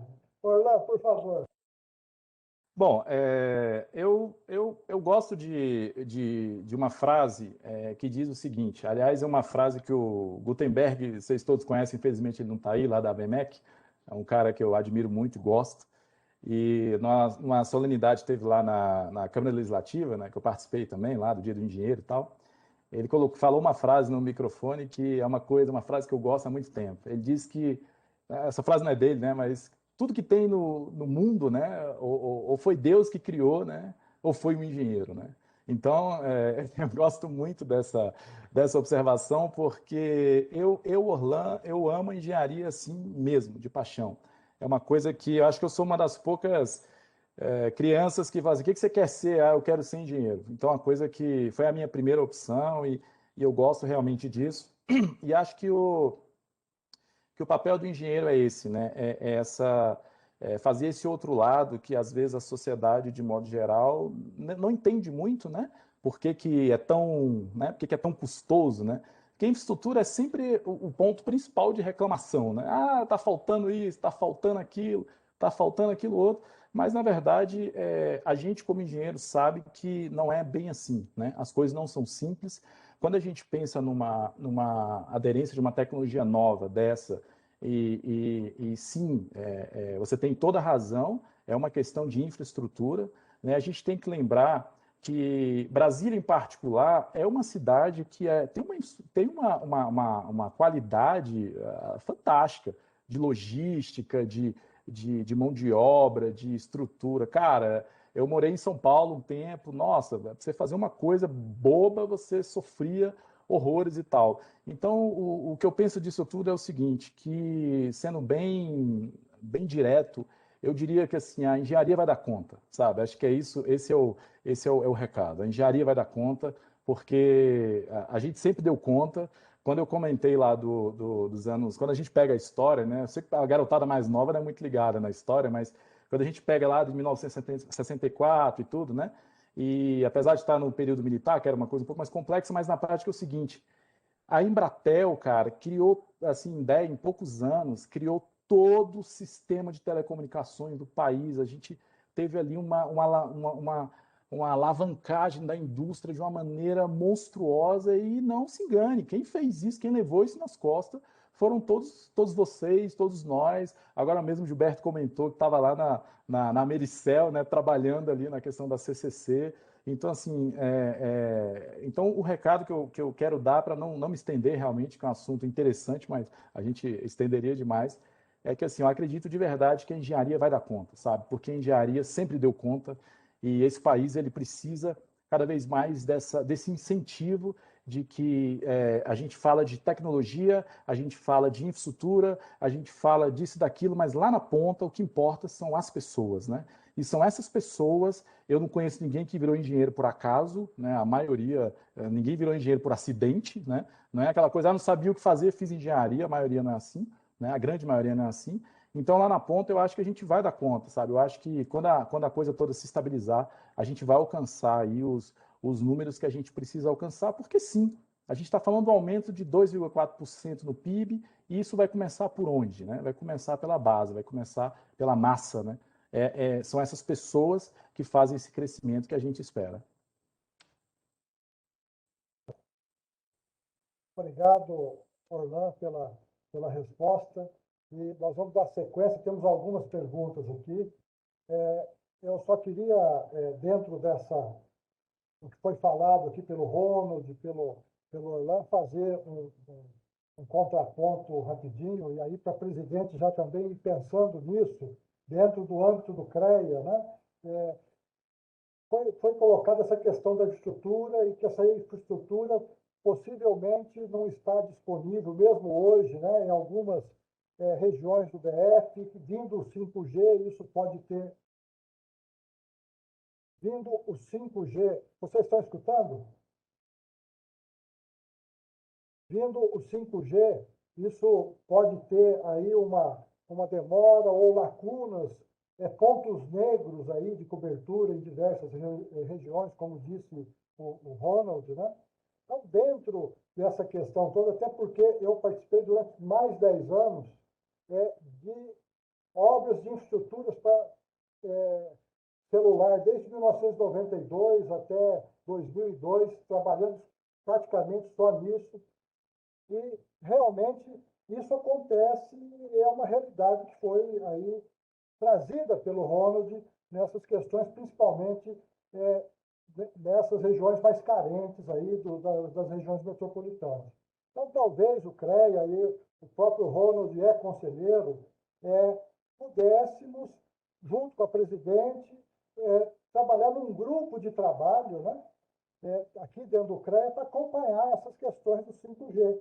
Talvez até, em consonância com isso, um observatório de infraestrutura do 5G, onde nós poderíamos buscar aí elementos, informações, acompanhamento junto à Anatel, a própria Embratel, aí, que eu até vi aqui, está conosco aqui o Edson Guzella, que é um dos coordenadores de satélite aí, brasileiro também, lá da Amazônia. Quer dizer, buscar essa questão de montar aí essa proposta junto com a presidente do CREA e caminhar nesse sentido.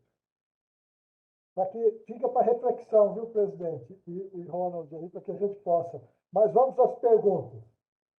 O Antônio Bittar Bigonha, ele pergunta o seguinte: qual a ordem do array de antenas a ser utilizado no futuro? Chega a ordem de magnitude de sistemas Machine Mining, múltipla entrada, saída múltipla.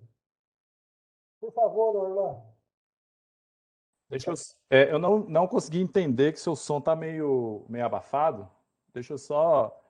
Gilberto, seu som está bem ruim, está incompreensível. Tá abafado, Tem como você falar mais perto e tirar o fone? Deixa eu ver se eu ponho um fone para ver se ajuda. Era isso que eu estava dizendo, o som dele não... Agora melhorou.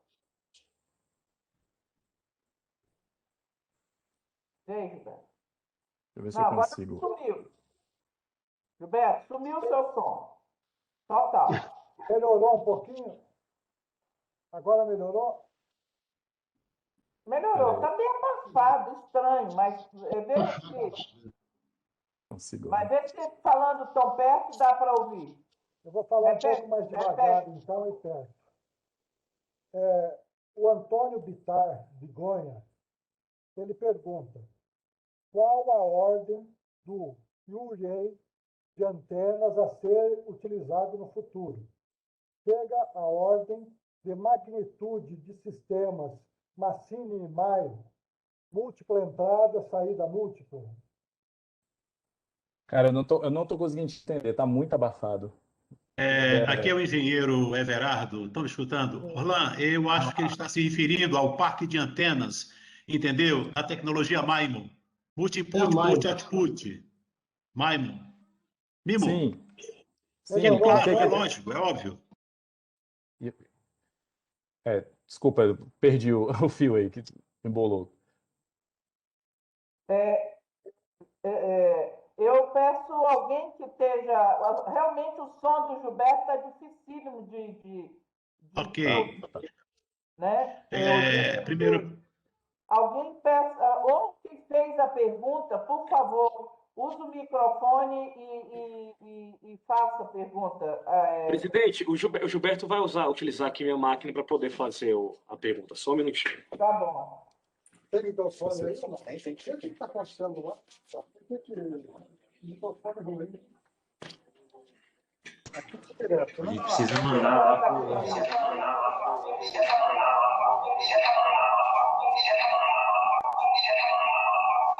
A pergunta é sobre qual a ordem de UREI de antenas a ser utilizado no futuro. Chega a ordem de magnitude de sistemas Massimi MIME. Sim, sim, com certeza. Né, quando a gente acompanhou os primeiros testes, né, a gente viu que vai acontecer uma dispersão meio desastrosa no começo, mas assim, a gente vai usar muito a questão do MIMO aí, porque não tem como ser diferente, né? O que vai acontecer com 5G é que as pessoas vão estranhar no primeiro momento, até só puxando um pouquinho o gancho lá da infraestrutura, porque atrás das antenas a gente vai ter uma porrada de fibra ótica sendo instalada aí pela cidade, né? E a gente vai precisar a gente vai achar um pouco estranho isso no início, mas sim, quando a gente for trabalhar lá no mundo real, a gente vai precisar usar essa tecnologia com certeza. Temos uma outra pergunta, que ela se refere à questão, a Aline, ela pergunta o seguinte: gostaria de saber se o palestrante tem informações a respeito de como é a prestação de serviços de telecomunicações em Cuba. Não, realmente não tenho informação. Cuba, realmente não sei. Tá? O Ângelo Cleto, ele pergunta como conhecer o parque da Biotic. Essa pergunta seria mais direcionada para o Leonardo, né? Mas, assim, como ele comentou, eu sou de casa, né? Já fiz várias coisas com eles lá. E é muito simples, né? Você manda um e-mail lá para o pessoal e agenda uma visita, né? É muito interessante que aquela parte que ele apresentou ali, por exemplo, do laboratório, você agenda uma visita, se eu não me engano, com a Isis, a moça lá, e com isso você consegue ver e fazer aqueles testes que ele fez. Se você tiver, de repente, um celular compatível, você consegue experimentar um pouco da tecnologia. É realmente um lugar aberto. Aberto, foi feito para visitação mesmo. Oi, boa tarde, gente. Aqui é Olha a aí, Isis Zé. do Biotic. O Leonardo precisou ir para outra agenda, então estou aqui acompanhando as perguntas. Foi o que o Leonardo comentou e o Leonardo comentou também. Nesse período de pandemia, a gente está com as visitas suspensas, mas quem tem interesse, a gente pede que mande um e-mail para a gente no e-mail bioticsa@bioticsa.com.br, manifestando o interesse de fazer a visita. E assim que os eventos do parque voltarem às suas normalidades e tudo mais, a gente volta a fazer os agendamentos, tá bom? Obrigado. Quem falou foi a Isis. Isis, é isso? Isso. Obrigado. Isso, eu que Tá certo, então. Obrigado aí pela questão. Nós temos mais uma pergunta aqui no chat. Sou formando em engenharia civil e gostaria se você pode falar de alguns aspectos ou novidades que venham impactar ou mudar o cenário do ramo da engenharia civil com o 5G. Tá. Bom, o que a gente espera nessa parte muito de infraestrutura é que a gente tem algumas novidades aí sim, né? Como até o Leonardo conseguiu mostrar um pouquinho ali no vídeo, né? Essa parte de antenas ela vai diminuir bastante.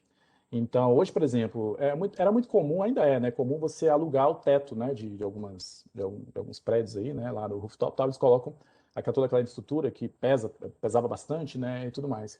Então, hoje a gente vai ter alguns ajustes que a gente vai ter que fazer para poder acomodar isso. Mas eu diria que do ponto de vista da engenharia civil, você não vai ter grandes alterações agora, não. Porque, na verdade, gente, uma coisa que eu queria deixar claro, tem muita coisa que a gente ainda não sabe, né? A verdade é essa, a gente ainda não sabe como é que vai ser feita, né? O 5G, ele vem em releases, né? Quer dizer, ele vem em versões e tal, né? Como foi nas outras tecnologias e tal. Então, a gente tem ali um cenário de coisas que vão começar de um jeito e, eventualmente, vão para outro, o que é comum, né? A gente não tem, por exemplo, hoje a tal da aplicação matadora lá, o Killer App, que o pessoal adora falar, né? Então, quando você pensa no 4G, por exemplo, ninguém antecipou aí um Uber, né? O Uber seria impossível se não tivesse uma rede 4G, né? Com essa coisa massiva de dados indo para lá e para cá. Então, assim, por enquanto, não tem nada de agressivo que vai impactar o pessoal da engenharia civil dentro da minha área de conhecimento, tá? Agora, com certeza, o 5G, enquanto uma tecnologia em evolução, certamente a gente vai ter aí alguns adendos no futuro.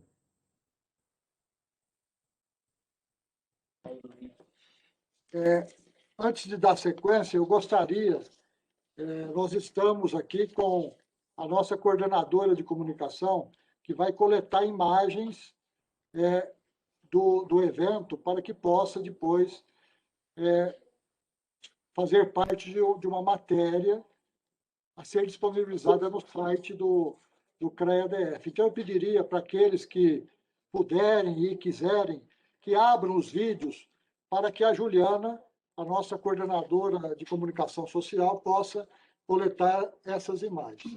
Eu informo também que a gravação deste evento estará disponível no YouTube, no espaço Fator CREA no YouTube, posteriormente. Dando sequência, nós temos mais uma pergunta aqui referente a... Temos aqui a informação que foi colocada que para visitas no laboratório 5G da Biotic, os que tiverem interesse encaminhem para o e-mail, a solicitação para o e-mail biotic, SA, tudo junto, @biotic.sa, tudo junto, .com.br, manifestando interesse que assim que eles voltarem a disponibilizar essas visitas, entrarão em contato. Temos mais uma pergunta aqui, que é sobre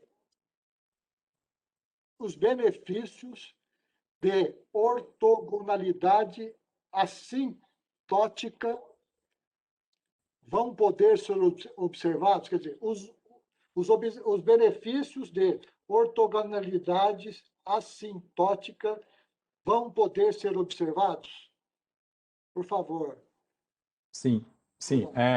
Dentro do que a gente entende, do que a gente conhece do 5G, sim. Na verdade, a mudança dessa parte do protocolo, essa parte digital, ela é bem extensa, tá? Eu não teria como falar aqui sobre isso, demoraria bastante.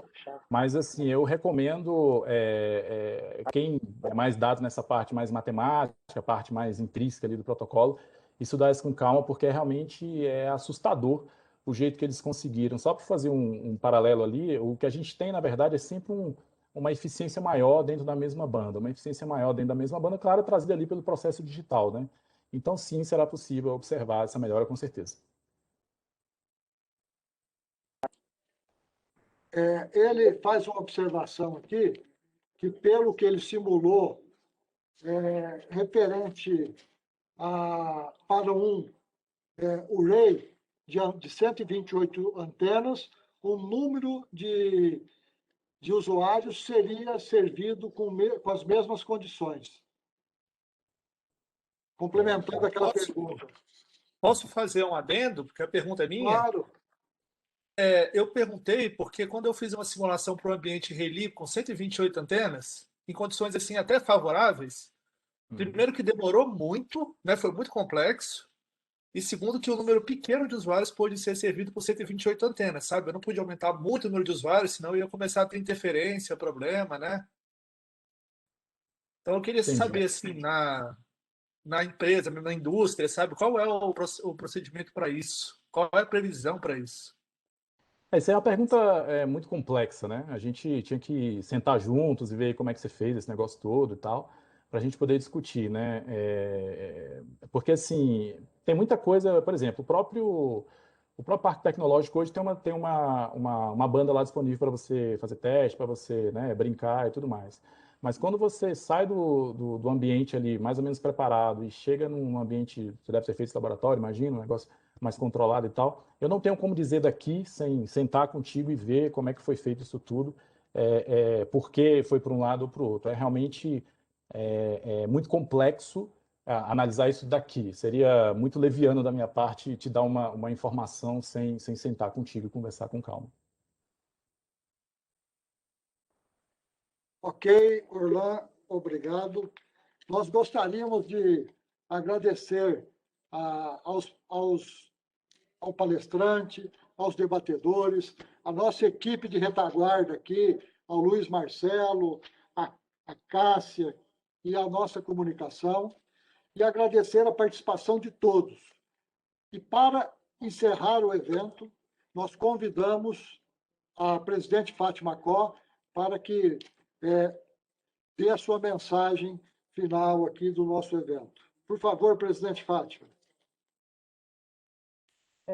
Bem, dizer assim, né, realmente entendi, fiquei satisfeita com que nós, acho que obtivemos os resultados ao qual nós nos propusemos, né, de assim, sentir assim, complementares as falas aqui acontecidas, né, e com bastante seriedade técnica, bastante informativa. A gente já esperava que não era, digamos assim, tinha todas essas dúvidas, e essa franqueza, essa transparência, né, é que precisa ser colocado para nós profissionais, de maneira que a gente possa dar sequência ao tema, né? E isso realmente o CREA está de porta aberta, de modo que a gente possa, ou em forma de GT, ou em forma de comitê, essa é a casa realmente para que a gente possa estar, né,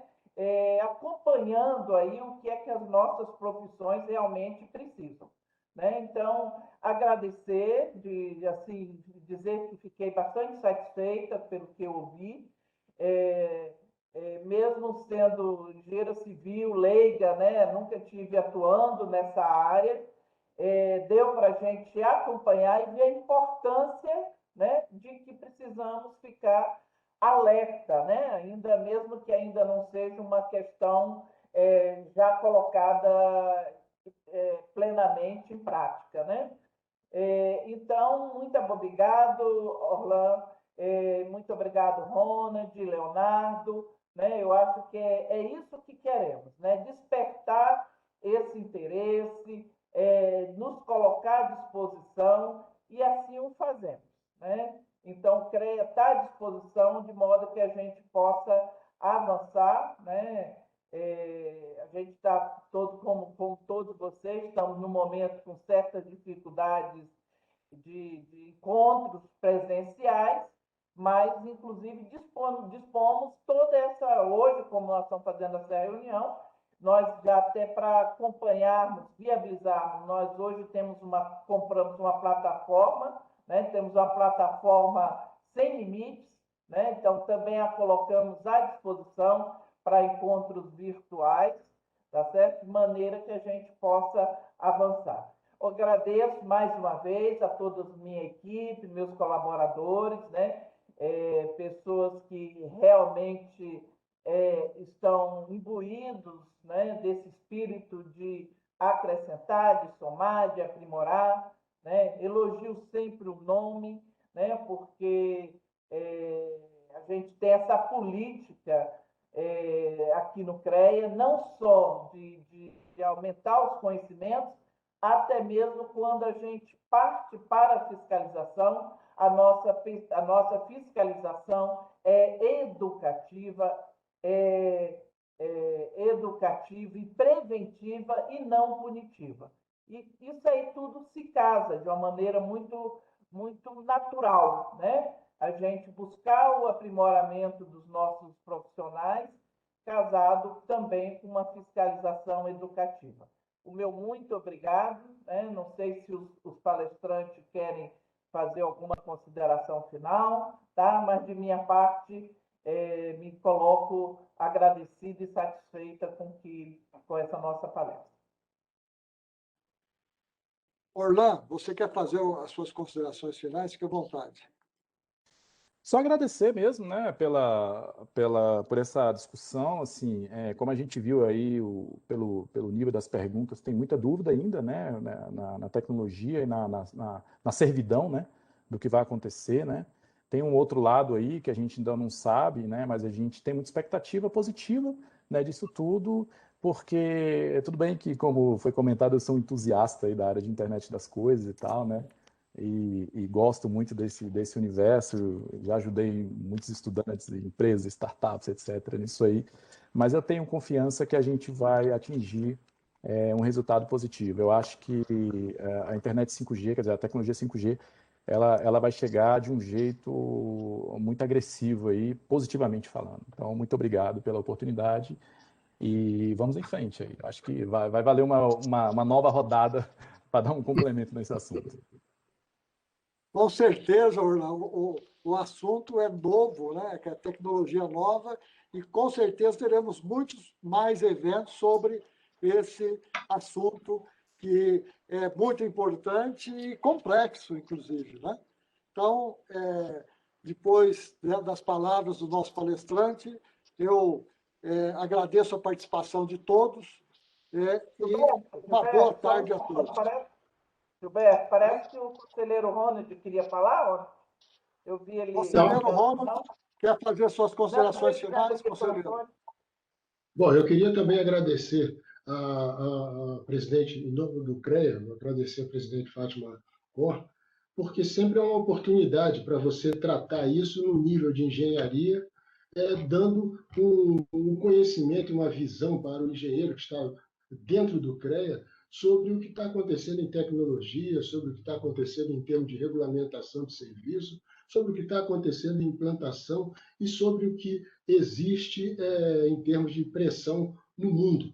A gente sabe que os próprios órgãos, por exemplo, como a Anatel, que transita muito na UIT, sofre pressões para que tome posições sobre determinadas coisas, e a gente precisa sempre estar aqui alerta para poder ajudar tanto o órgão como o CREA monitorar o exercício profissional do engenheiro, como ajudar e participar também nessa festa que a gente tem de mudança ou de criação de novos serviços, como é o caso do 5G e outras gerações que virão seguramente. Então, eu acho que é muito oportuno esse espaço que o CREA abriu. Acho que vai ter mesmo uma série de questões que vão ser tratadas com outro foco, com outra visão, complementando esse que já foi iniciado e deu uma visão assim espectral muito boa, trazida aqui pelo Erlan.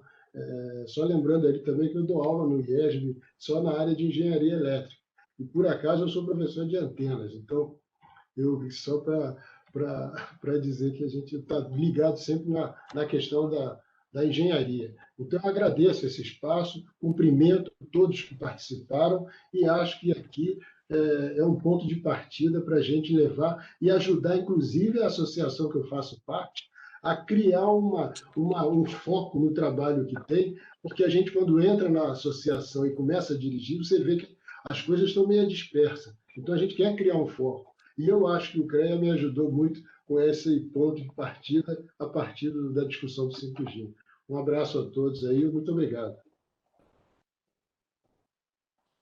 O CREA que agradece, conselheiro, palestrante Orlan, o nosso debatedor Leonardo, a Biotic SA, presidente Fátima.